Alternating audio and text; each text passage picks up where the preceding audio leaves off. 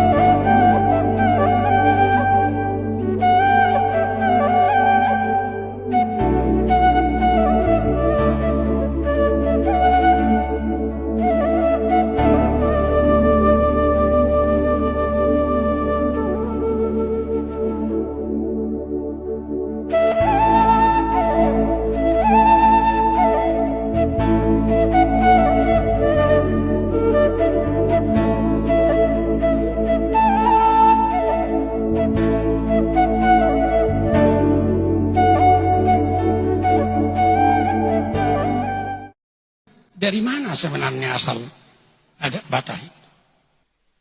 Orang tua biasanya, masyarakat Batak biasanya selalu mengatakan, tua mana dulu martu kotot siala gudi, napinuk kanyo puta nadi jolo ikoni hutono tasyapudi.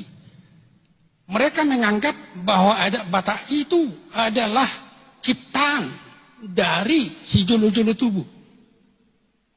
Padahal mereka lupa dikatakan di sana, pinukkan ya puta. Mereka hanya mamuka, bukan menciptakan.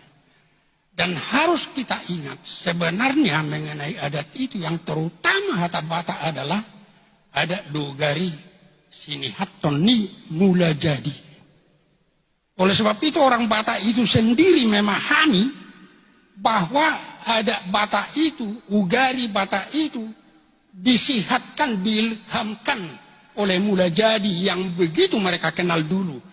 Sekarang ini kita kenal mula jadi itu adalah Allah Bapa Tuhan kita Yesus Kristus.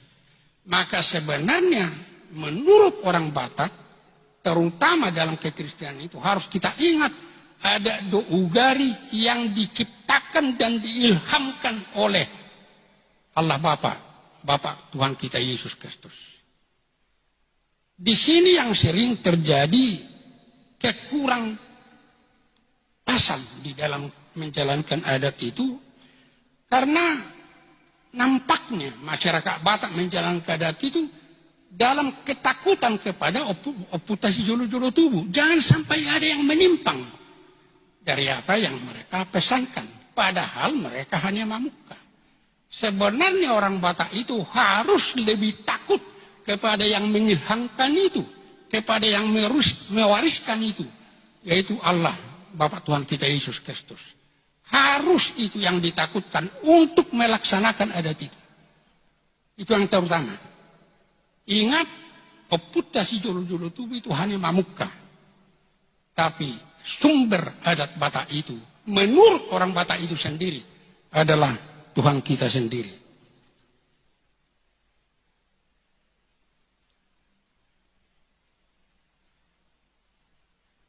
Bisa adat berubah. Ini yang selalu alasan daripada raja adat. tidak mau merubah adat Batak itu karena apa yang dipuk kasih julul-julul tubuh nggak bisa dirubah. Saya kasih contoh, 4 anak saya semua sudah menikah. Saya tidak pernah melakukan manikir tangga do paula une. Dengan tubuh saya selalu mengatakan, opung nggak bisa. Buat mana dulu saya nggak bisa. Saya bilang nggak ada lagi maknanya itu sekarang. Ini nanti kita akan bicarakan lagi. Nggak ada maknanya itu lagi sekarang. Nggak ada artinya itu. Dulu ada. Jelas ada. Kalau dikatakan adat Batak itu nggak bisa berubah, itu pemahaman. Seperti yang dikatakan Ketua Panitia, itu sudah filosofi yang salah. Bukan begitu filosofi orang Batak. Itu dapat kita buktikan pertama, si dapat sul Budonaro. Kalau umpamanya dari Toba pergi ke Hubang, bukan ada Toba yang dilakukan di sana, harus ada Hubang. Kalau pergi ke Samosir, bukan ada Toba yang dilakukan, ada Samosir. Karena tidak selalu persis. Berarti bisa berubah. Bisa berubah. Itu salah satu yang harus kita mengerti. Yang kedua, dalam masyarakat Batak itu, dalam adat itu sebenarnya, yang terutama adalah aik gudang, aik laut, dusni roha, sibain, nasau. Itu adat.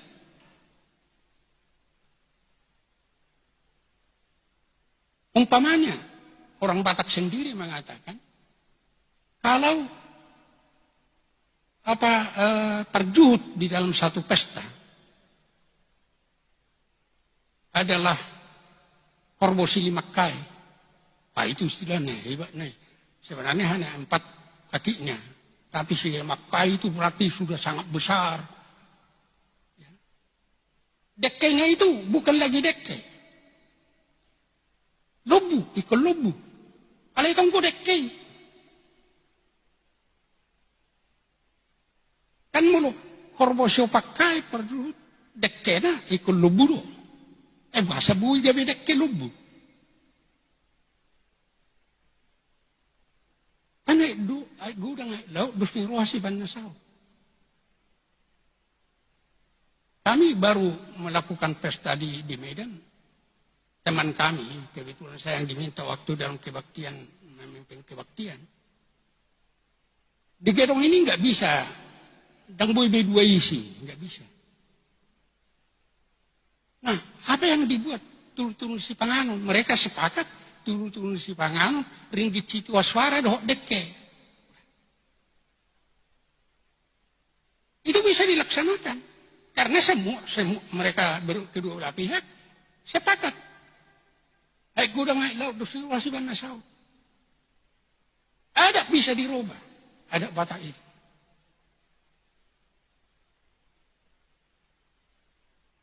Jadi nggak ada alasan untuk mengatakan, napinukan nih. Masa nggak, kalau nggak memang nggak cocok lagi, kenapa harus besoknya besok buanon nabi beturusi ron masih di sini, kan bisa dilaksanakan. Itu paling inti dalam adat kita.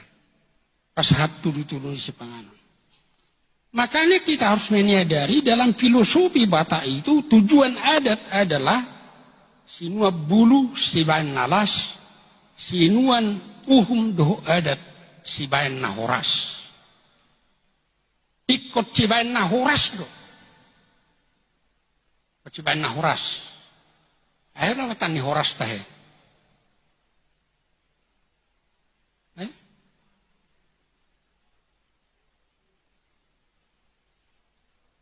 Horas lapatan ini kan keras, pir, itu lapatan ini horas. Horas tot dimadingin, pir tot dimadugu, itu. Bahasa horas itu ya Batak. Orang Batak ini berpikir begini, kan? Kalau dia umpamanya kecelakaan, kalau rohnya itu tot dina itu lembek-lembek lunak, dia punya menghadapi kecelakaan atau persoalan yang sangat rumit, dia bisa malitodi. Ibu tahu artinya malitodi? Lautodi naik. Itinggal honi mana? Masahik mah, gali-gali mah, bisa sampai mati. Itu uban nadok dihalak batak mengupa-upa. Asa mulak todi tu badan. Alai molo horas do todi naik, apapun yang terjadi, dia tidak akan menjadi lemah. Dia tidak akan bisa sakit. Apapun yang terjadi dalam hidupnya. Dan bagi kita, itu bisa horas apabila Tuhan bekerja di dalamnya. Asasi bain nahuras do, asakir, manang pena masa di ngulu ni halak batahi. Betul-betul, dia tetap tegar. Tak pernah tunduk karena masalah. Dan itu harus selalu kita mengerti seperti yang dikatakan Tuhan kepada Yosua, pirmatodim, horas mah. Ya. Asasong do. Oleh sebab itu kalau adat itu sudah menjadi adat yang mengalujai, nah itu bukan sebenarnya horas.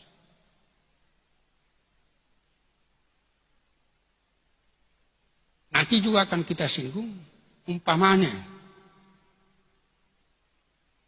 Kalau ada yang meninggal yang sudah sahur matua.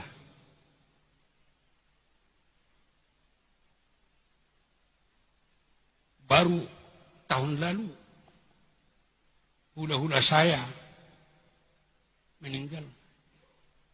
Saya lihat bagian tulangnya, banyak banget. Saya lihat urosnya. Setiap bisa tulang niku, setiap bisa niku.